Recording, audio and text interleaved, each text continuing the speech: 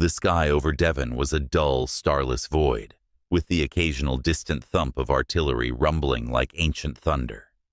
No aircraft ventured overhead tonight. The blackouts had turned the countryside into a dark, undulating sea. Eliza pushed her wheelbarrow carefully down the dirt path, the wooden cargo inside softly rattling with each misstep. She was grateful for the absence of moonlight, but something about the stillness felt unnatural, oppressive, less like peace and more like the breathless moment before a scream. The cottage was just ahead, its silhouette faint against the horizon. It had once belonged to an elderly widow, but Eliza had found it abandoned 6 months ago, a casualty of a relocation order. Since evacuating from London, she preferred this solitude. The country was safe, they'd said. But more and more she questioned that. The nights were endless stretches of cold silence, punctuated by her radio's faint static, and the days were no better. There were no travelers, no villagers, just the hollow emptiness of fields and trees that seemed to lean closer every time she looked. Reaching the gate, she stopped and set the barrow down. From the corner of her eye, she thought she saw movement in the trees flanking the cottage. She told herself it was the wind teasing a branch, or perhaps a rabbit darting into the underbrush. Yet her arms felt heavy, her breath shallow, and the sense that something unseen watched her tightened across her shoulders like an unfamiliar cloak. She swallowed hard and forced herself to unload the wood. Inside the cottage, the fire sputtered weakly in the stone hearth. She crouched to feed it fresh kindling, her ears straining as she worked. The unease wasn't letting up. She told herself it was the stress of the war, the too long isolation gnawing at her nerves. But that didn't account for the way her eyes kept scanning the shadows in the room, or why she found herself jerking awake every night at exactly 3:18 a.m., a quiet certainty gripping her that she wasn't alone. The knotted floorboards groaned softly as she moved to sit at the table. Eliza fiddled with the broken volume knob on the radio, fingers trembling slightly. Static crackled to life, and she leaned in, listening not for a broadcast, but for comfort. Instead, within the hissing distortion, she swore she caught faint murmurs, voices too distant to truly hear. They rose and fell like whispers behind a door, and made her spine stiffen. She turned the dial quickly to silence the machine. Something outside dropped with a dull thud, and her head snapped toward the window. Snow hadn't fallen yet this year, but frost coated the glass, making it impossible to make out anything beyond the immediate glow of her lanterns. She waited, straining her ears, but no other sound followed. It was probably just a branch, or the wheelbarrow tipping over. And yet, that familiar tension, like elastic stretched too thin, remained. Sleep was out of the question now, though it was late. Eliza sat curled in the armchair by the fire, clutching an old wool blanket around her shoulders.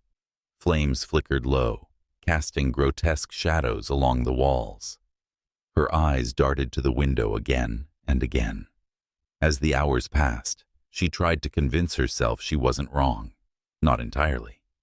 Sometimes there were rumors about these villages, about what might linger after evacuations. But stories were just that, weren't they? At 3:15 a.m., her hands were trembling too much to hold her teacup. She set it down with care, her gaze fixed on the clock. Only 3 minutes separated her from the hour she most feared. Her breath shortened, heart straining against her ribs, as though some unseen pressure filled the room. She had begun to dread this minute more than anything, not for what it was, but what it promised. Anticipation alone had become its own torment. The seconds passed too deliberately, too cruelly. When the clock struck 3:18, she did not move. The house was silent. For a moment, relief flooded her chest, threatening to release a laugh. There was nothing. She had finally spent weeks terrifying herself over nothing at all. Her head fell back against the chair, her exhale audible in the stillness. But then, just faint enough to be mistaken for a draft at first, she heard it. A long, low exhale that wasn't hers. It came from somewhere just behind the chair. Her body remained frozen, while her mind screamed at her to turn, to run, to act. She was locked in place, muscles refusing her commands. A bead of sweat slid down her temple despite the cold.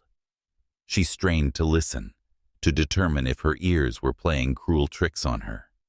But it came again, softer now, a whisper of breath too close, far too close. The fire dimmed inexplicably, as though the very room exhaled. The feeling of dread descended fully, crushing her chest. She couldn't tell if it was fear or something else entirely, something darker, older, unnamed. Gathering every ounce of courage, she turned her head over her shoulder. The room behind her was empty, or at least it seemed to be. But the shadows stretched too long against the walls, spilling into corners they couldn't possibly reach. A murky shape flickered near the stairwell before disappearing entirely. She sat paralyzed for what felt like hours, unable to reconcile what she saw, or thought she saw. The house settled noisily, cracks and pops, echoing like cruel laughter. Finally, she pushed herself out of the chair and backed toward the fireplace, needing the warmth to feel real, grounding herself in something tangible. Unease boiled up stronger now. Her sanctuary felt tainted, like a thread had been pulled, unraveling its safety. Dawn began its slow creep, less a lightening of the sky and more a subtle graying of the blackness. Yet for all its arrival, the feeling of being watched refused to evaporate. That same barrow waited outside, tipped on its side, wood scattered in the frost-bitten yard. She bundled herself against the cold, flinching when heavy fog swirled suddenly around her boots. It clung in thick tufts, muffling sound, distorting everything. Behind her, a faint voice called, soft yet insistent, rasping her name as though spoken through granite. Her breath caught, heart leaping painfully. There was no one that could have known her out here. And yet the familiarity in the tone gutted her, twisting memories of smoky evenings back home in London with her father. It sounded like him. She knew it wasn't, but she turned too quickly regardless, her humanity betraying her logic. The fog thickened unnaturally, suffocating the yard.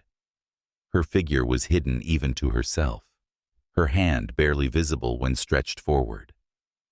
Out of the silence came a new racket, a rhythmic tapping, joined occasionally by soft, wet sounds. It was no animal or object she could rationalize, and no longer distant enough to ignore. It circled, shifting positions too fast for any creature, closing in step by uncertain step. The sun rose fully over Devon, pale and anemic, but it was hours before Eliza's nearest neighbor made their way through the wooded paths to check on her. The cottage door hung ajar, the hearth cold and barren, the barrow righted but empty of wood. The neighbor called her name only once. The heavy sensation of trespassing choked any second attempt. The nervous man swore to himself as he left hurriedly, thinking of nothing other than how heavy the shadows in the house seemed that morning.